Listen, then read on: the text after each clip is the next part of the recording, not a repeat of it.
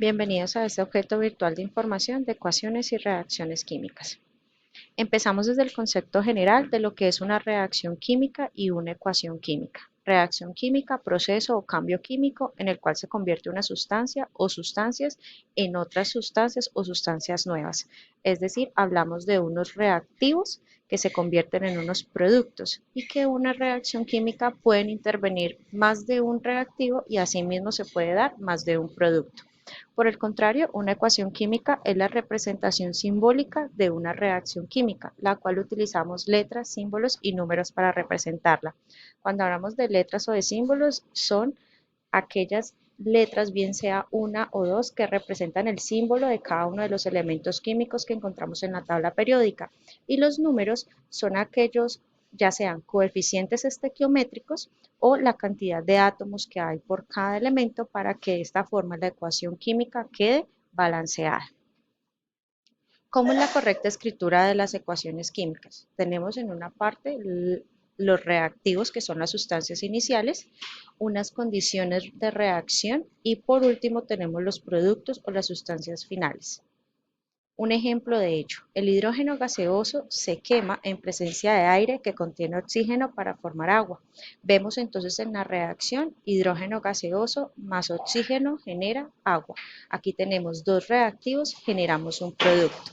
El signo más significa reacciona con, es decir, el hidrógeno reacciona con oxígeno, la flecha se lee como produce y en este caso entonces tendríamos hidrógeno reacciona con oxígeno produciendo agua. En este momento retomamos la misma ecuación química, pero vemos que no está completa debido a que el lado izquierdo de la flecha hay el doble de átomos de oxígeno que los que hay en el lado derecho. Es decir, aquí vemos dos átomos de hidrógeno, aquí hay dos átomos de oxígeno en la parte de los reactivos, pero en los productos tenemos dos de hidrógeno por uno de oxígeno. Químicamente la ecuación no se encuentra balanceada, por lo que no cumple con la ley de la conservación de la materia. En este caso, entonces, diremos que el paso siguiente de esta ecuación química es balancearla. Balancearla es llegando a que el número de hidrógenos y de oxígenos que están en los reactivos sea igual a los productos. Una vez se efectúe este proceso, es adicionando coeficientes, coeficientes estequiométricos, ¿sí? En este caso adicionamos este 2 en la parte del hidrógeno y de esta forma el coeficiente estequiométrico entra a multiplicar la cantidad de átomos que hay de hidrógeno. Ya veremos entonces cómo 2 por 2, 4, es decir, que ya tenemos 4 átomos de oxígeno, 2 átomos de hidrógeno, perdón, 4 átomos de hidrógeno, 2 átomos de oxígeno, y en los productos tenemos nuevamente 4 átomos de hidrógeno por 2 de oxígeno. Otro ejemplo podríamos tener en esta ecuación donde tenemos sodio, agua, hidróxido de sodio e hidrógeno. Estos números que encuentra delante de cada fórmula corresponden a los coeficientes estequiométricos. Las letras que encontramos en los paréntesis significan el estado en la materia en que se encuentra cada uno de los reactivos y de los productos. Y entonces, de esta forma tenemos más información de la ecuación química, teniendo entonces 2 moles de moléculas de 2 moles de moléculas de hidrógeno reaccionan con 1 mol de moléculas de oxígeno para producir 2 moléculas de agua, refiriéndose a esta ecuación. La ecuación se puede interpretar como 4 gramos de hidrógeno reaccionan con 32 gramos de oxígeno para formar 36 gramos de agua. Esto ya es colocándole un valor numérico a la cantidad de reactivos y de productos. Retomando esta ecuación, entonces tenemos 2 moles de sodio en estado sólido reaccionan con 2 moles de agua en estado líquido, produciendo 2 moles de hidróxido de sodio en estado acuoso y 1 mol de hidrógeno gaseoso, 1 mol de hidrógeno en estado gaseoso. Ahora, recuerdo la unidad en que nos encontramos en este curso de química orgánica, que es la unidad 1, estamos estudiando los hidrocarburos y con ellos 5 grupos funcionales, que son alcanos, alquenos, alquinos, halogenuros de alquilo y cicloalcanos. Debemos reconocer las características principales de cada uno de estos grupos funcionales para así saber las diferencias que hay entre ellos. De forma general, quise colocar aquí hidrocarburos alifáticos y aromáticos. En los alifáticos tenemos saturados e insaturados. Saturados e insaturados se refiere a simples, dobles y triples enlaces, que son característicos de alcanos, alquenos y alquinos. En primera instancia, tenemos en los saturados los alcanos con carbonos, cadenas hidrocarbonadas, es decir, entre carbonos e hidrógenos unidos por un simple enlace, pero el simple enlace es entre carbono-carbono para un alcano. Si hablamos ya de insaturados, entre los cuales tenemos los alquenos y los alquinos, tenemos nuevamente cadenas hidrocarbonadas, carbonos e hidrógenos, pero el enlace que hay entre carbono y carbono es un doble enlace, característico de alquenos. Por último, también en la parte de los insaturados, tenemos cadenas hidrocarbonadas, carbonos e hidrógenos, pero la unión que hay o el enlace que existe entre carbono y carbono es un triple enlace, característico para los alquinos. Ecuación de formación y experimentación. Y asimismo, esto hace parte de del primer ejercicio de la guía de actividades.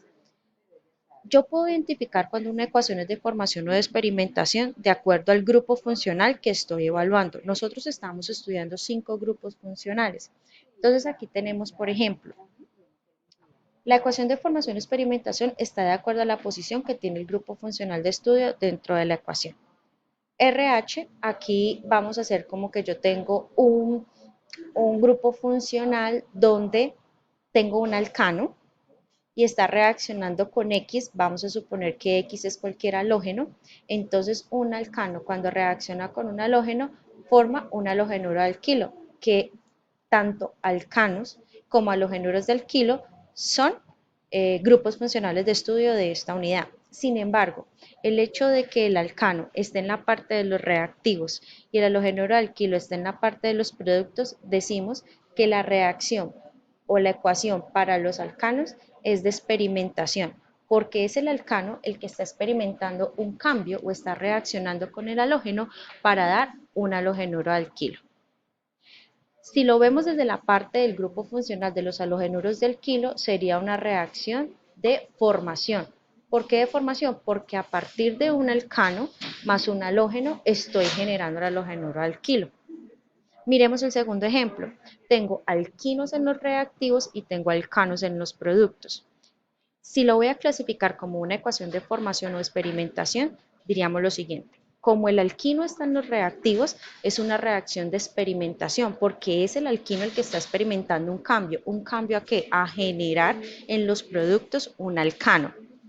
Si lo viéramos al revés, para, digamos, los alcanos sería una reacción de formación, porque a partir del alquino, en unas condiciones específicas, estoy generando el alcano.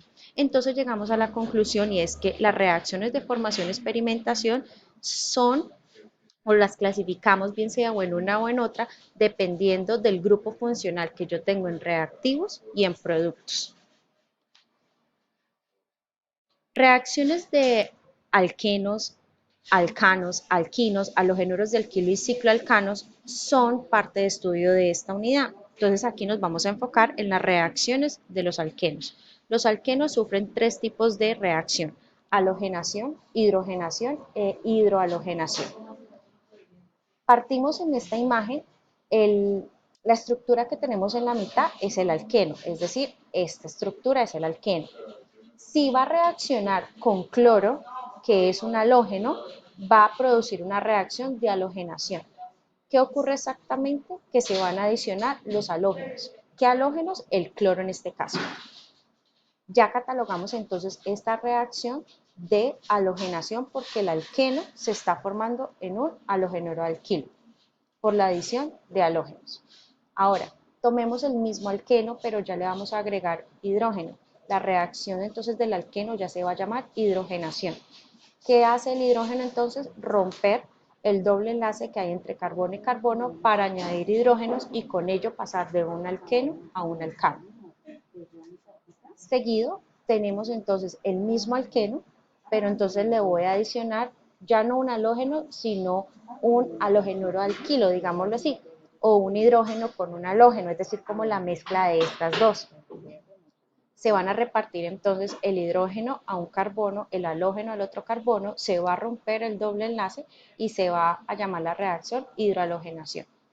Obsérvese que en cualquiera de los tres casos, es decir, de reacciones de halogenación, hidrohalogenación o hidrogenación, la clave está es que yo parto de un alqueno y voy a formar un alcano.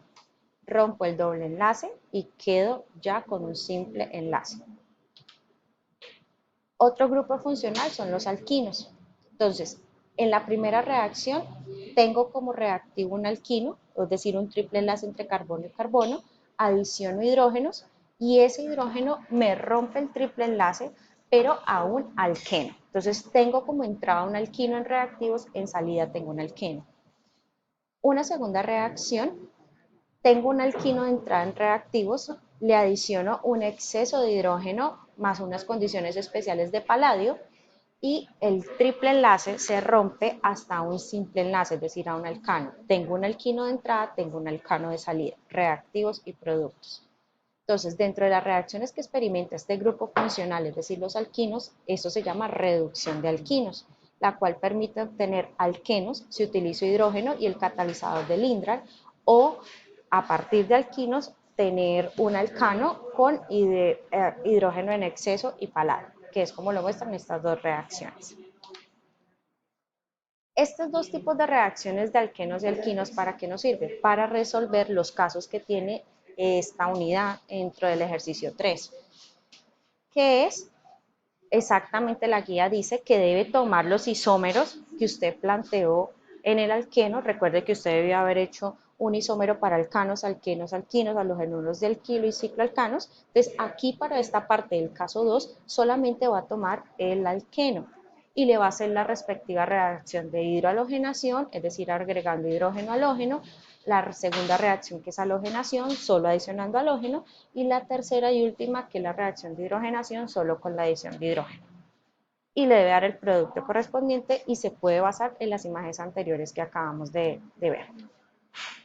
Aquí le coloco un ejemplo. Digamos que yo planteé estos isómeros, entonces tengo mi alqueno, le adicioné un hidrógeno con un halógeno, entonces me da una reacción de hidrohalogenación, se rompe el doble enlace y se agrega el hidrógeno y el halógeno. En segunda instancia tengo el alqueno, le adiciono solamente halógenos, se rompe el doble enlace para quedar en un simple y se agregan los dos halógenos, reacción de halogenación. Y tengo en tercera instancia o el alqueno en esta forma en forma de ciclo, agregando hidrógeno, se rompe el doble enlace, más no se rompe el ciclo, es decir, el ciclopentano que estamos viendo aquí en la tercera ecuación, y esto le llamamos reacción de hidrogenación. Asimismo, entonces usted hará con la reacción de los alquinos. También la guía de actividades pide que usted tome el isómero que hizo en los alquinos y le haga las dos reacciones, es decir, las dos reacciones son estas, convertirlo a un alqueno y después convertirlos a un alcano, teniendo en cuenta las condiciones. Cuando decimos condiciones son lo que usted encuentra encima de la flecha y de acuerdo a sus condiciones que usted utiliza, pues generará el alqueno o el alcano correspondiente. Esto sería para el caso 3. El caso 2 es de alquenos, el caso 3 es de alquinos. Gracias por su atención.